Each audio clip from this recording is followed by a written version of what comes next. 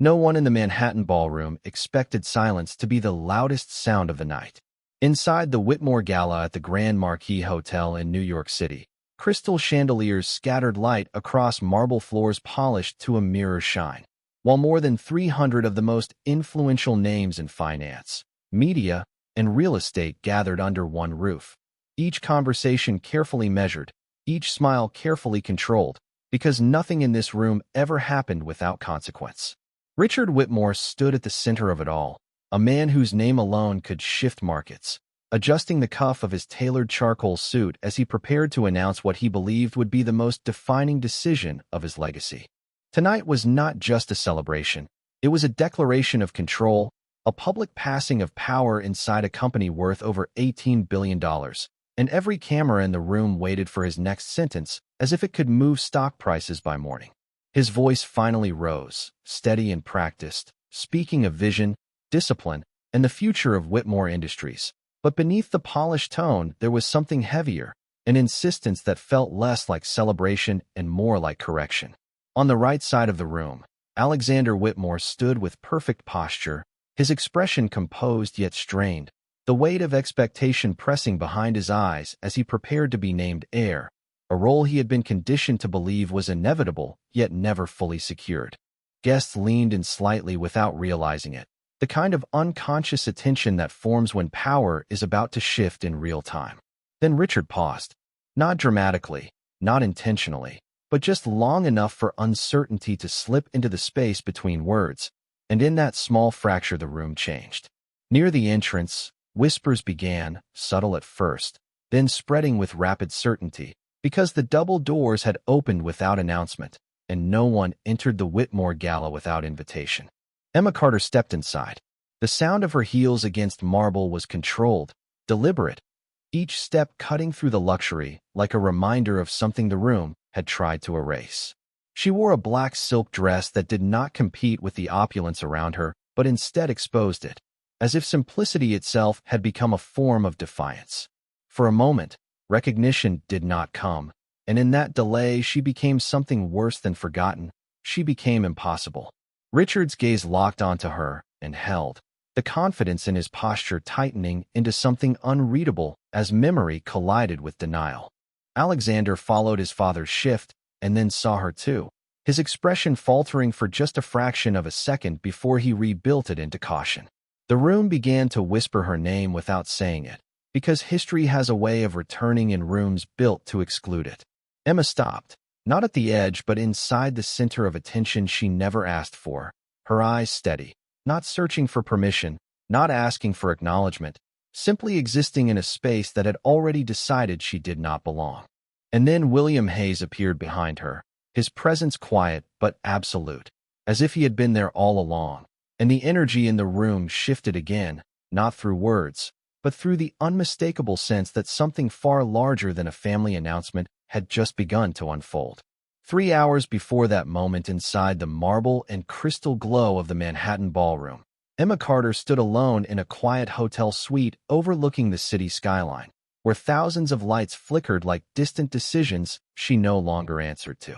The invitation resting on the glass table in front of her was thick, embossed, and unnecessary, because she already understood what nights like this were designed to do. They did not invite people like her to belong. They invited them to be remembered in the most uncomfortable way possible.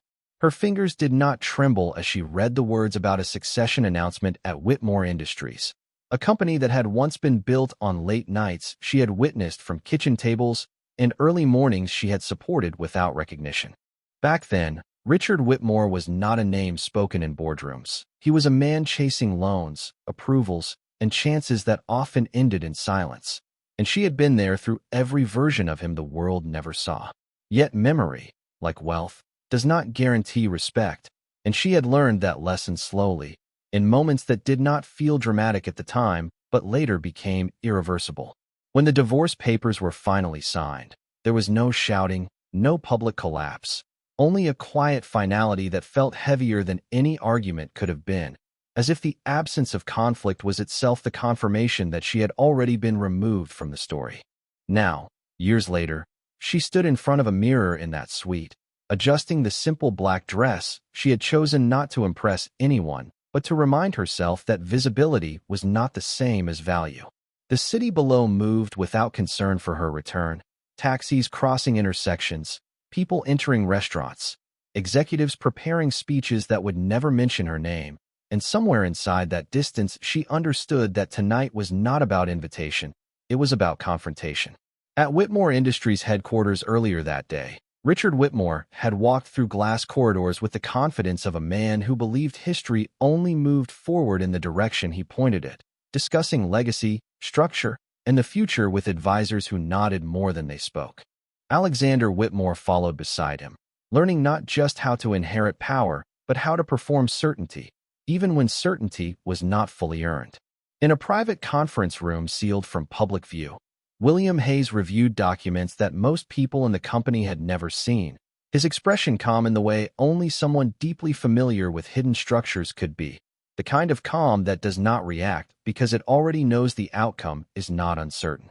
When Emma Carter's name appeared on a list she was not supposed to be part of, there was no surprise in William Hayes' eyes, only confirmation, as if a calculation long in motion had finally reached its visible stage. He requested the invitation be delivered without explanation, because explanation creates resistance, and resistance creates noise, and noise distorts timing. Emma did not ask why she was included, because deep down she already understood that being pulled back into a room like that was never about nostalgia, it was about position. When she finally arrived at the Grand Marquis Hotel later that evening, she did not enter with hesitation, but with the quiet awareness that every step forward was also a step back into a version of herself the world had underestimated.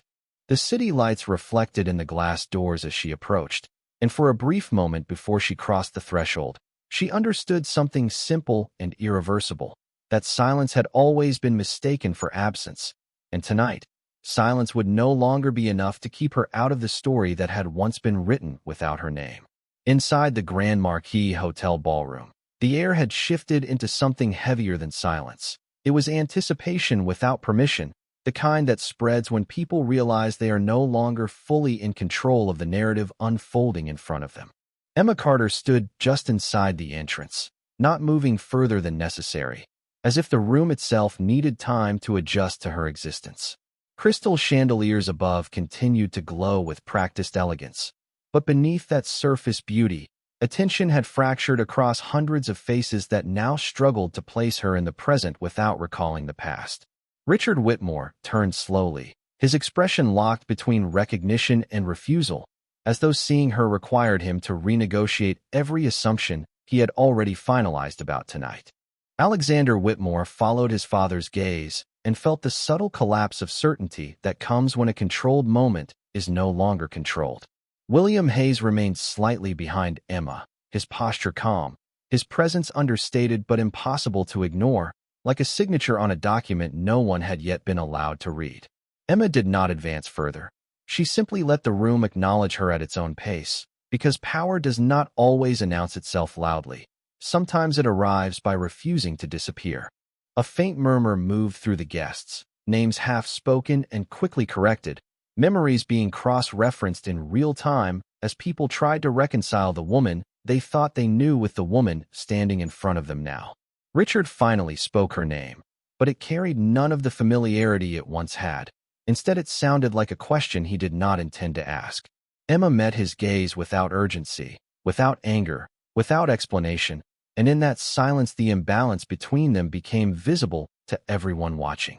Years earlier, she had been part of rooms like this in a different role, standing beside decisions rather than being observed by them. But memory inside spaces of wealth is fragile. It only survives if someone continues to enforce it. William Hayes stepped forward slightly, not interrupting the tension but redirecting it. And in doing so, the atmosphere changed again, because now attention was no longer centered on Emma alone, but on what she represented in relation to something larger. Richard's advisors shifted uncomfortably, their instincts trained to detect shifts in authority even before they are officially declared, and tonight those instincts had no clear anchor. Alexander glanced at the stage set up at the far end of the ballroom, where the announcement of succession was still waiting to happen, but suddenly the order of events felt uncertain. as if the script had developed a missing page. Emma's eyes briefly moved across the room, not searching for validation, but reading it, understanding who was watching, who was calculating, and who was already beginning to reconsider alignment. William Hayes finally broke the silence with a calm statement directed not at emotion but at structure, mentioning documentation, oversight, and governance in a tone that suggested none of what was about to happen was improvised. Richard's expression tightened, not in anger but in recognition of something he had not fully accounted for. The realization that control in environments like this is never absolute. It is conditional. Emma remained still, her presence steady, as if she had already crossed the threshold from being a participant in the room to becoming a factor the room must now respond to. And somewhere deep within the shifting attention of hundreds of guests, it became clear that the night's announcement would not unfold as planned, because the past Richard had tried to close the door on had just walked back in, and it was no longer interested in being forgotten. Emma Carter remained still at the entrance of the ballroom, but the world around her no longer treated her stillness as absence. Instead, it treated it as disruption, as if her silence itself had weight that could not be ignored. The Grand Marquis Hotel glittered with the same perfection it had always maintained for events of this scale. Yet tonight, every reflection in the polished marble seemed slightly distorted, as though the room was no longer aligned with its own expectations. Richard Whitmore took one step forward, then stopped, not because he lacked movement, but because movement now required recalibration, and recalibration meant acknowledging that something had shifted beyond his immediate control. Emma finally advanced, not toward him, not toward the stage, but into the center of the space between intention and reaction, where every decision in the room suddenly felt like it was waiting for her permission to continue. William Hayes followed at a measured distance, his presence quiet but structured, the kind of presence that did not interrupt conversations but subtly redirected their outcomes. Alexander Whitmore glanced at him briefly, noticing for the first time that the confidence in William Hayes was not social. It was institutional, like someone who had already read the final page of a document no one else had access to. Emma's eyes moved across the audience, not searching for recognition, but cataloging it, observing how quickly admiration could turn into uncertainty when familiarity was no longer useful. A faint shift moved through the room as more guests began to realize that the announcement they had gathered for was no longer the only narrative present. Richard tried to regain composure, adjusting his posture, his voice attempting to return to its earlier certainty as he spoke about legacy and continuation, but the words now sounded as if they were being delivered in a different context than the one originally intended.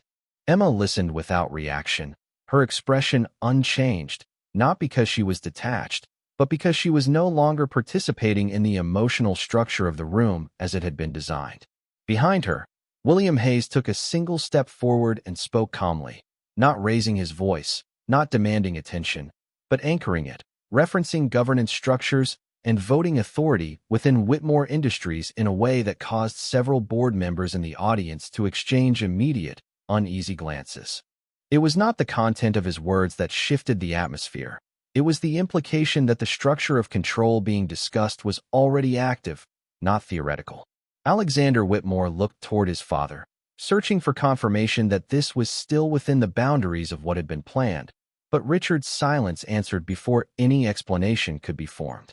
Emma finally moved further into the room, and with each step the distance between her past identity and present perception collapsed slightly more, not through declaration but through observation, as guests began to reassess what they thought they knew about her absence. Somewhere near the front rows, a senior advisor quietly reached for his phone, not to intervene, but to verify, because in environments like this, verification often replaces reaction. William Hayes continued speaking in a measured tone, outlining oversight authority in a way that suggested prior agreement rather than sudden intervention, and that detail alone changed the way several attendees began to interpret Emma's presence. Richard's jaw tightened as he realized the narrative he had prepared for this evening no longer matched the structural reality unfolding in front of him, and for the first time, he did not immediately correct it. Emma stopped at a position where she could see both Richard and the stage clearly, as if she had been placed there not by chance but by design, and she did not need to raise her voice or claim attention, because attention had already been redirected toward her by everything she did not say. The ballroom, once designed to celebrate a predetermined future, now held a different kind of anticipation, one that no longer belonged to the man at the center of the stage, but to the quiet certainty standing just a few steps away from where everything was about to change. The atmosphere inside the Grand Marquis Hotel ballroom had settled into a fragile equilibrium, as if the entire room was holding its breath and waiting for a signal that no one could clearly define. Emma Carter stood now several steps deeper into the space, no longer at the threshold, no longer an interruption, but a fixed point around which the attention of the room was slowly reorganizing itself. Richard Whitmore remained near the stage, but his posture had changed in subtle ways. The confidence he had carried at the beginning of the evening now fractured into controlled restraint, as if every movement required additional calculation. Alexander Whitmore stood beside him, yet there was a visible distance forming between father and son, not physical but perceptual, as though the structure that connected their roles was no longer fully stable. William Hayes remained positioned slightly behind Emma, his presence still understated, yet increasingly impossible to ignore, like a signature that validated documents without needing to be read aloud. Emma's expression remained composed, her focus steady, not reacting to the murmurs that now spread more openly across the room, where guests leaned toward each other in quiet speculation, reassessing assumptions they had held only minutes earlier. The announcement of succession, once the center of attention, now felt suspended, as though it was waiting for permission to proceed. Richard finally attempted to reclaim that space, raising his voice slightly to re-establish control, referencing continuity, leadership, and the future of Whitmore Industries, but the clarity he expected in his own words did not return to him in the same form. Instead, his statements landed differently, filtered through the presence of something that had not been part of his original plan. Emma did not respond, not because she was avoiding engagement, but because engagement itself had shifted its meaning in this environment. William Hayes then stepped forward another half-pace, bringing with him a calm precision that contrasted sharply with the emotional tension in the room. And when he spoke, the sound of his voice did not compete with Richard's, but reorganized it. He referenced governance structure within Whitmore Industries, mentioning oversight authority and conditional voting rights in a manner that caused several members of the board to visibly stiffen in recognition. The implications of his words were not dramatic in tone, but structural in consequence, suggesting that what was unfolding was not an interruption of the planned succession, but a correction to it. Alexander turned slightly toward his father, his expression now reflecting uncertainty that had no immediate resolution, while Richard's silence grew longer, not from lack of response, but from the increasing complexity of what response would even mean. Emma's gaze moved briefly toward the stage, where the ceremonial setup still stood untouched, lights prepared, microphones ready, an entire narrative waiting to be spoken that no longer aligned with the room it was meant to define.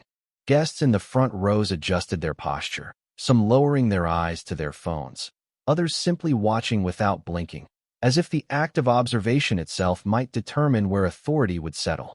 William Hayes continued in the same controlled tone, clarifying that certain decisions within the company required acknowledgement beyond ceremonial succession, and with each sentence the perception of control in the room shifted further away from Richard Whitmore and toward a structure that had not been publicly visible before tonight.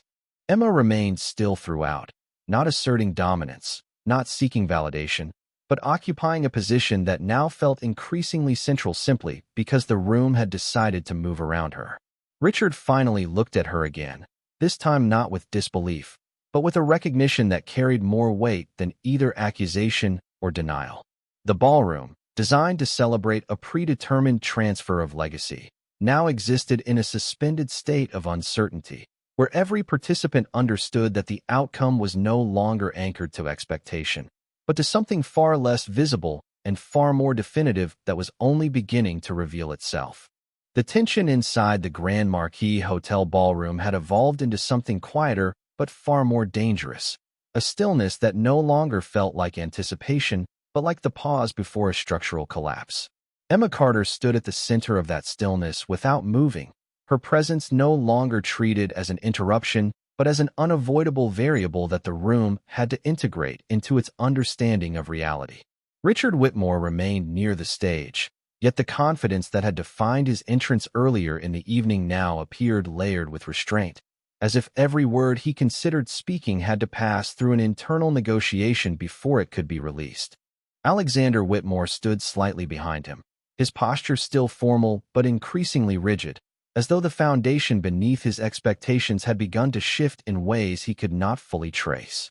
William Hayes, positioned just behind Emma, maintained his calm stance, his attention steady, his demeanor unchanged, yet the effect of his presence had grown significantly, no longer subtle, but defining the boundaries of the conversation unfolding in the room. Emma's gaze remained forward, not fixed on any individual, but absorbing the entire structure of the moment, as though she was no longer inside the event, but observing its architecture from within. Murmurs had decreased, not because uncertainty had disappeared, but because it had matured into something heavier, something closer to realization. Richard finally stepped forward, attempting to reclaim the rhythm of authority, his voice measured as he referenced continuity, legacy, and the importance of stability within Whitmore Industries. Yet the familiar cadence that once commanded agreement now felt disrupted, as if the room was interpreting his words through a new and unfamiliar lens. Emma did not respond, her silence not passive but deliberate, reinforcing a shift in perception that no longer required her participation to exist. William Hayes then moved slightly forward, closing the distance between himself and the central axis of attention, and when he spoke, the tone of the room adjusted instinctively. He referred again to governance frameworks within Whitmore Industries, speaking of oversight mechanisms and conditional authority in a manner that suggested these structures were not theoretical but already active within the organization. The board members seated near the front exchanged brief, controlled glances, their expressions tightening as recognition replaced speculation. Alexander's attention shifted between his father and William Hayes, his internal certainty beginning to fragment as the implications of what was being described no longer aligned with the narrative he had been prepared to inherit. Richard's expression hardened slightly, not in opposition, but in calculation, as though he was trying to determine where exactly the divergence between expectation and reality had begun. Emma took a slow step forward, not toward the stage, but deeper into the center of the room's attention, and with that movement the spatial dynamics of the ballroom subtly reoriented, as if proximity alone was redefining relevance. The ceremonial stage, still illuminated and ready, now felt disconnected from the present moment, like a script waiting to be performed in a language that had already evolved. Guests in the audience began to shift their focus more openly, some no longer attempting to conceal their observation, others lowering their voices to near silence as they processed what was unfolding. William Hayes continued speaking with measured precision, clarifying that certain decisions within the company required acknowledgement beyond ceremonial succession, and as he spoke, the idea of a predetermined heir began to lose structural certainty within the room. Emma remained composed throughout, her expression unchanged, her presence steady, not asserting dominance, but occupying space that others were now forced to interpret rather than ignore. Richard finally looked at her directly again, and this time the look carried less disbelief and more reluctant recognition, as though he was beginning to understand that the framework he had relied on was no longer complete. The ballroom itself seemed to hold its breath, suspended between what had been expected and what was now emerging, and in that suspended silence, every person present understood that the evening was no longer following its original design, but was instead being rewritten in real time by forces that had been present all along but never acknowledged until now. The atmosphere inside the Grand Marquis Hotel ballroom had fully transitioned into a state of controlled uncertainty, where every glance, every silence, and every minor movement carried meaning far beyond its physical action. Emma Carter stood at the center of that evolving tension, no longer treated as an unexpected presence, but as a defining element that reshaped how the room interpreted itself. Richard Whitmore remained positioned near the stage, yet the confidence he had carried at the beginning of the evening now appeared fragmented into careful restraint, as though he was continuously measuring how each word might be received in a reality that no longer responded predictably to him. Alexander Whitmore stood beside him, his posture still composed outwardly, but internally unsettled, as if the structure of certainty he had inherited was quietly separating into pieces he could no longer align. William Hayes remained slightly behind Emma, his presence steady and unembellished, yet increasingly central to the psychological gravity of the room, functioning less as an observer and more as a reference point against which everything else was being measured. Emma's expression remained unchanged, her focus steady, not seeking validation or reaction, but simply existing within the moment with a clarity that contrasted sharply with the uncertainty spreading through the audience. The guests in the ballroom had fallen into a quieter rhythm of observation, their earlier murmurs now replaced with a focused stillness that suggested awareness of a turning point that had not yet fully revealed itself. Richard finally attempted to reassert control over the evening, adjusting his stance and addressing the room with renewed emphasis on continuity and leadership, yet his words no longer carried the same unquestioned authority. Instead, they seemed to be filtered through a collective awareness that something foundational had shifted. Emma did not respond, and her silence itself became a form of structure within the room, allowing absence of reaction to carry more weight than any spoken statement. William Hayes then stepped forward slightly, closing the spatial gap between himself and the center of attention, and when he spoke, the room adjusted instinctively to the precision of his tone. He referenced internal governance protocols within Whitmore Industries, speaking of oversight authority, conditional approvals, and structural accountability in a manner that suggested these mechanisms were already in effect rather than theoretical constructs. Several members of the board leaned forward almost imperceptibly, their expressions tightening as recognition replaced uncertainty, and what had previously been assumed as ceremonial succession began to appear as something far more complex and controlled. Alexander glanced toward the audience, noticing for the first time how attention was no longer directed solely at his father, but was distributed unevenly across multiple focal points, with Emma and William Hayes increasingly occupying the center of interpretive gravity. Richard's expression hardened slightly, not in open resistance, but in a restrained effort to reconcile the difference between expectation and unfolding reality, as though recalibrating his understanding of control itself. Emma took another step forward, not abrupt, not performative, but deliberate, and with that movement the perception of distance within the ballroom subtly changed, as if proximity alone was now influencing authority. The stage prepared for the succession announcement remained illuminated, yet it no longer felt like the inevitable endpoint of the evening. Instead, it resembled a planned outcome awaiting revision. Guests in the audience shifted their attention more openly, some abandoning pretense of passive observation as they tried to interpret the new alignment forming before them. William Hayes continued speaking in a calm and structured manner, reinforcing the idea that decision-making within the company required acknowledgement beyond ceremonial procedure, and as he elaborated, the notion of a predetermined heir became less stable within the collective understanding of the room. Emma remained composed throughout, her presence steady and unreactive, not because she was removed from the situation, but because she no longer needed to participate in its emotional volatility to influence its direction. Richard finally met her gaze again, and this time his expression reflected something closer to reluctant comprehension, as if the boundaries of what he believed to be fixed were now revealing themselves as conditional. The ballroom held its silence with increasing intensity, not as absence of sound, but as concentration of attention, and within that silence, every person present understood that the structure they had entered with was no longer the structure they were currently standing within, and that whatever came next would not be a continuation of what had been planned, but a redefinition of it entirely. The Grand Marquis Hotel ballroom had reached a point where silence no longer felt like absence of sound, but rather like a collective decision to wait for reality to declare itself. Emma Carter stood unmoving at the center of that tension, her presence now fully integrated into the architecture of the room's attention, no longer questioned as an intrusion but acknowledged as a force that could not be ignored. Richard Whitmore remained near the stage, his earlier authority now carefully contained within a posture that suggested calculation rather than command, as if every second was being measured against an outcome he could no longer fully predict. Alexander Whitmore stood beside him, still composed in appearance, yet increasingly aware that the narrative of inheritance he had internalized was no longer guaranteed by proximity or expectation. William Hayes remained slightly behind Emma, his stillness unchanged, yet his influence had grown into something the room instinctively responded to, not because he demanded attention, but because his presence clarified uncertainty.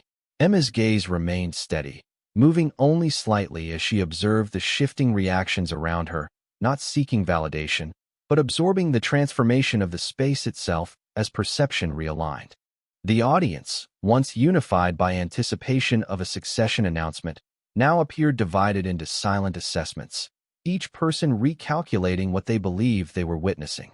Richard finally stepped forward again, attempting to restore the structure of the evening by referencing continuity, stability, and the legacy of Whitmore Industries, yet his words no longer anchored the room in the same way. Instead, they seemed to hover without securing consensus. Emma did not interrupt, did not react, and in that absence of response, the imbalance of authority became more visible than any direct confrontation could have produced. William Hayes then moved forward with deliberate calm, positioning himself at a point where his voice would carry evenly across the room without needing amplification, and when he spoke, the tone of attention shifted once again. He referenced formal governance mechanisms within Whitmore Industries, describing oversight authority, conditional approval structures, and procedural requirements that extended beyond ceremonial succession. And as he spoke, several board members exchanged controlled but immediate reactions, recognizing implications that were no longer abstract. The stage setup at the far end of the ballroom remained unchanged, its lighting still prepared for an announcement that now felt increasingly disconnected from the unfolding reality. Alexander's attention moved between William Hayes and his father, his expression tightening slightly as he began to understand that what was being described was not a disruption but a framework that already existed independently of tonight's event. Richard's composure held, but only narrowly, as if the space between certainty and doubt had become too thin to ignore. Emma took another slow step forward, her movement unhurried, not directed toward any specific individual, but toward the center of the room's collective awareness. And with that motion, the psychological geometry of the ballroom shifted again, placing her presence at the intersection of every line of attention. Guests in the front rows adjusted their posture almost simultaneously, some leaning forward slightly, others remaining perfectly still, as if any unnecessary movement might alter the outcome they were trying to interpret. William Hayes continued speaking with precise restraint, reinforcing that decisions within Whitmore Industries required acknowledgement beyond ceremonial designation. And as his explanation unfolded, the assumed inevitability of the succession began to dissolve further. Emma remained composed throughout, her expression unchanged, not because she was detached, but because she no longer needed to participate in the emotional structure surrounding her to influence its direction. Richard finally looked directly at her again, and this time the look carried not resistance, but the quiet recognition of a framework he had not fully accounted for. The ballroom's silence deepened once more, not as emptiness but as concentration, and within that concentrated stillness, every person present understood that the event they had come to witness was no longer following its original design, but had entered a phase where outcomes would be determined by structures that had been present all along but only now revealed their true weight. The Grand Marquis Hotel ballroom had fallen into a silence so dense that even the soft reflections of crystal light across the marble floor seemed to slow, as if the entire room had unconsciously synchronized its breathing to the unfolding moment. Emma Carter stood at the center of that stillness, no longer positioned as an unexpected presence, but as the focal point around which the entire structure of attention had reorganized itself. Richard Whitmore remained near the stage, his earlier composure now reduced to controlled stillness, as though every movement he considered might carry consequences he could no longer fully anticipate. Alexander Whitmore stood beside him, his posture unchanged on the surface but internally unsettled, the certainty of inheritance that had once felt absolute now fractured into conditional possibility. William Hayes stood slightly behind Emma, unchanged in posture, yet increasingly central in influence, his presence no longer peripheral but foundational to the room's shifting interpretation of authority. Emma's expression remained steady, her gaze calm, not searching for validation, not resisting the moment, but fully present within it in a way that contrasted sharply with the uncertainty spreading through the audience. The stage at the far end of the ballroom remained illuminated, prepared for an announcement that now felt suspended outside of time, no longer aligned with the reality forming in the center of the room. Richard finally stepped forward, attempting once more to stabilize the narrative by invoking legacy, continuity, and the future of Whitmore Industries, yet his voice, while controlled, no longer anchored the room as it once had. Emma did not respond, and her silence itself became an active presence, shaping perception more effectively than any spoken intervention. William Hayes then moved forward with deliberate precision, closing the final gap between observer and center, and when he spoke, the room adjusted instinctively to the structural clarity in his tone.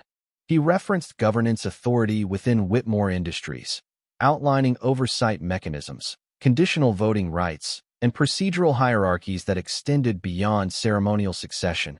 And as his words settled, several board members exchanged brief but meaningful glances that confirmed recognition of implications they could no longer dismiss. Alexander's attention shifted fully toward William Hayes, then back to his father, the space between expectation and reality now visibly widening in his understanding. Richard's expression tightened subtly, not in open defiance, but in the effort to reconcile a system he had believed was fully under his influence with one that now appeared to operate beyond it. Emma took a final slow step forward into the central axis of the ballroom, and with that movement the psychological structure of the room shifted completely, placing her not at the margin of the event, but at the point where every line of attention converged. Guests in the audience no longer pretended neutrality. Their focus now openly distributed across Emma, William Hayes, and the stage, as if the outcome they had come to witness had transformed into something they were still trying to understand in real time. William Hayes concluded his statement with calm finality, reinforcing that certain decisions within the company required acknowledgement beyond ceremonial designation, and as he finished, the concept of a predetermined heir dissolved further into uncertainty. Emma remained composed, her expression unchanged, not because she was removed from the situation, but because she no longer needed to participate in its emotional volatility to influence its direction. Richard finally looked at her directly, and in that moment, the resistance that had once defined his posture softened into reluctant recognition, as though he was now confronting a structure of reality that had existed longer than his interpretation of it. The ballroom held its silence once more, deeper than before, not as absence, but as collective awareness. And within that awareness, every person present understood that the evening had fully departed from its intended course, entering a reality where control was no longer declared, but revealed, and where the final outcome would not be decided by expectation, but by the quiet alignment of forces that had been present all along but only now fully exposed.